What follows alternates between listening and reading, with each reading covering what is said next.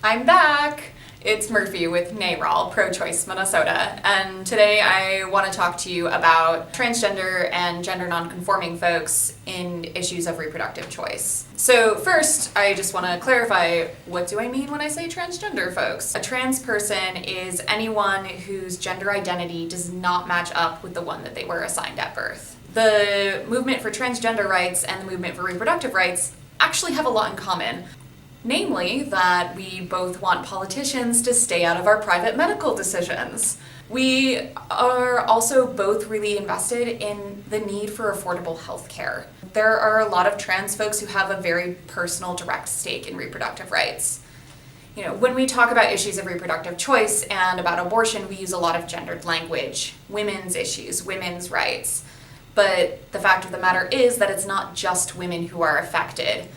Trans men and gender nonconforming folks with a uterus are also impacted by these laws.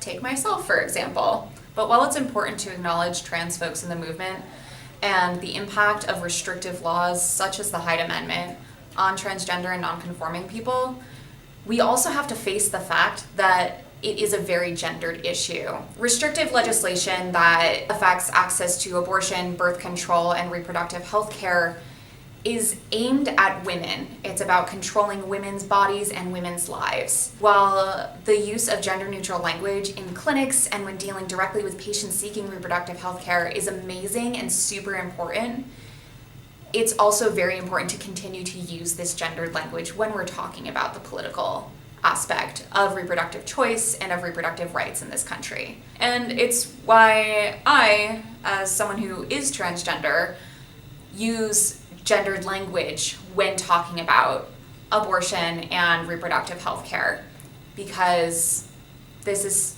about women. For more information about us here at NARAL, you can check us out at www.prochoiceminnesota.org. And for a more detailed look at what my personal perspective on this issue is, feel free to check out my post on the NARAL blog. The link is in the description.